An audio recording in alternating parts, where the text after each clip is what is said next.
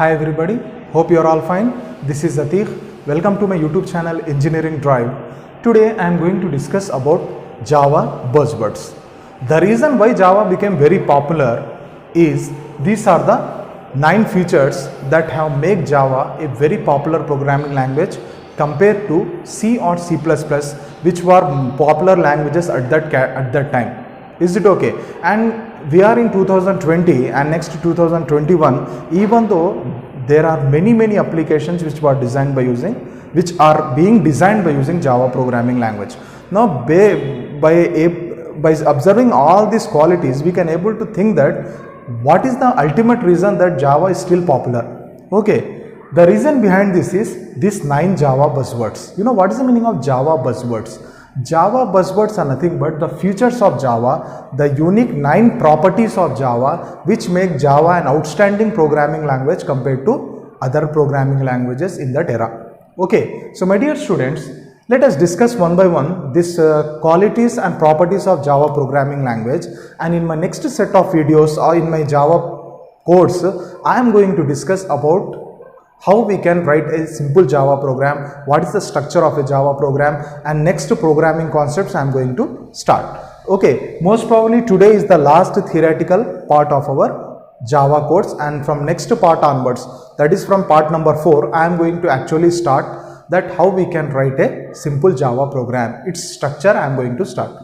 Okay, so the first point, the first buzzword of Java is a simple programming language. The reason is why Java is a simple programming language, because whatever the programs we will write in Java, whatever the keywords we will use in Java, they are not very new. If you are having an idea on C language, if you are a programmer of C++, you will find Java to learn in a very simple way.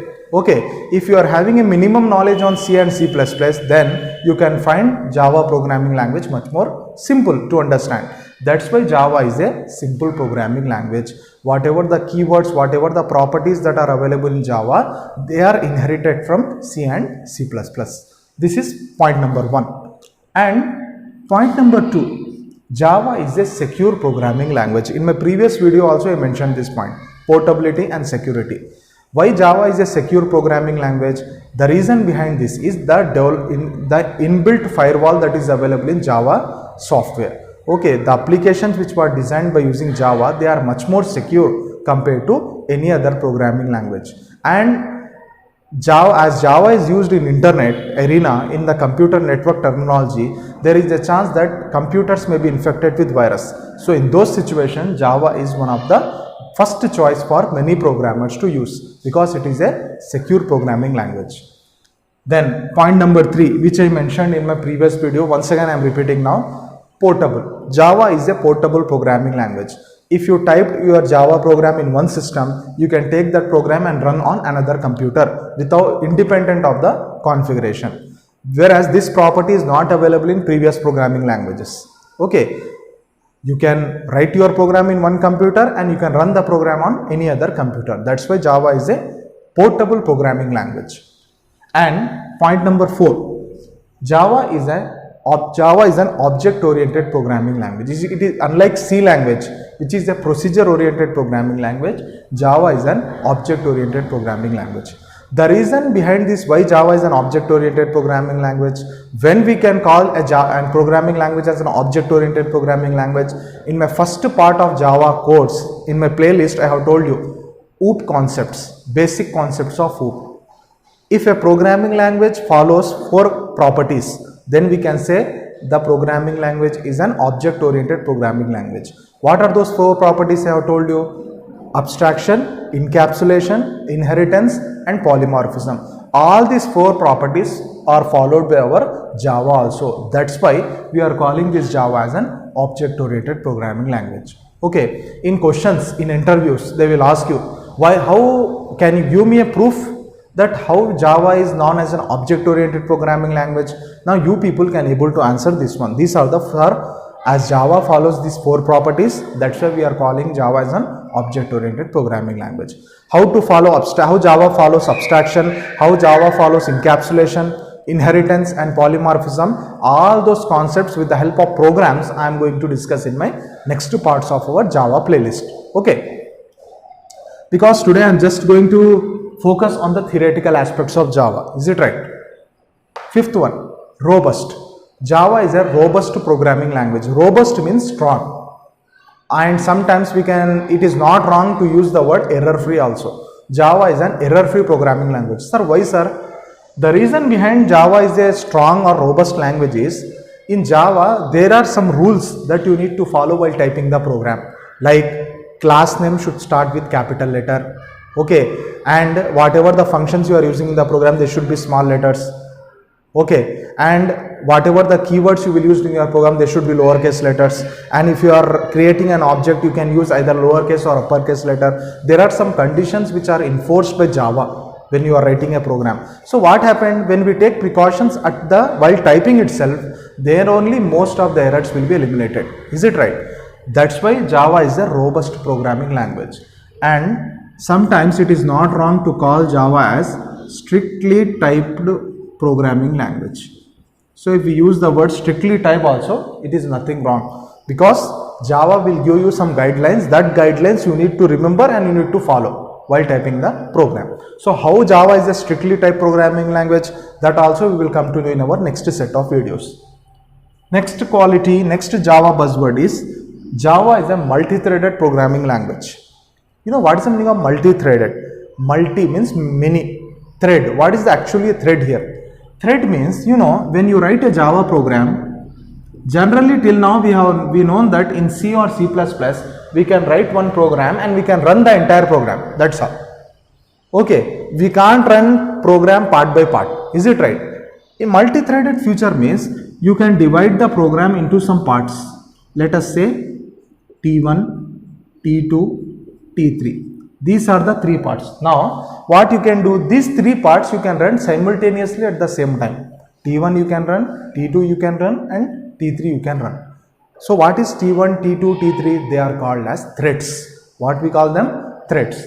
So, T1 is a thread which is a part of program. T2 is a thread which is another part of the program. T3 is a thread which is third part of the program. All these three threads we can run simultaneously. Simultaneously means concurrently or at the same time. We call this concept as multi-threading concept. Java supports a concept in which we can divide a program into parts. All those parts can be run concurrently at the same time. We call this concept as multi-threading. So in our Java course, I am going to specifically discuss about this multi-threading also. Is it right? How Java implements the multi-threading concept with some example programs. I am going to discuss that also. Okay. And the seventh property or the seventh buzzword of Java is, it is an architectural neutral programming language. Architectural means platform independent. Java is a platform independent programming language, which means you can write the program anywhere, you can run the program anywhere. There is no relationship with where you will write your program and where you are going to run the program. So my dear students, I will write some sentence. You can able to know what is that. Let me write here. Write once, run anywhere. Write once, run anywhere, anytime, forever. Now, architectural neutral means we can simply state them with this sentence. What is that? Write once, write the program only once, run anywhere, anywhere you can run the program. Third thing, anytime, there is no time limit that you need to run the program only on that particular specified time. No, you can run the program anytime, forever. Forever means there is no expiry date for that program. So now this is one of the unique quality of Java programming language, which has made Java one of the most popular programming language. Architectural neutral. Java is a platform independent programming language. We can write the program once in our one computer and we can run the program on any computers. Because of this unique quality, Java became very famous in the entire world. That's why Java is used in the internet. Because in internet we know that different users, they will use different types of computers. Is it right? Because of this reason Java became a popular. Next thing, distributed. That's what I told just now. Java is a distributed programming language, which means the Java programs are not only compiled and executed on local computer. We can run the Java program by downloading from the server also, downloading from the computer which is available somewhere around the world through a concept known as applets and swings. So in Java we know there is by using Java we can able to design web applications also, that you will come to know later at the end of the course. So those applets are nothing but which can be downloaded from somewhere and we can run the program in our local computer. Is it right? C programs which we will type in our computer locally and we will run the program. Java programs not only we can type in our local computers, we can run in local computers, but also Java programs can be downloaded from somewhere and it can be run in our local system also without any problem.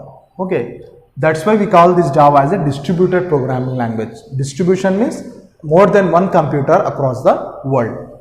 And the last quality of Java is it is a dynamic programming language, which means Java supports a concept of exception handling. You know what is the meaning of exception handling? Java can handle the errors at runtime also.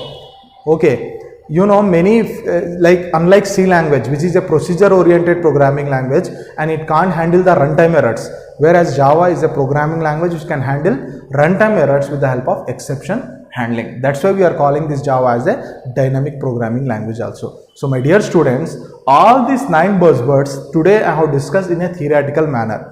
From my next playlist, in my next video in this playlist, I am going to discuss about one feature of Java programming language with example programs.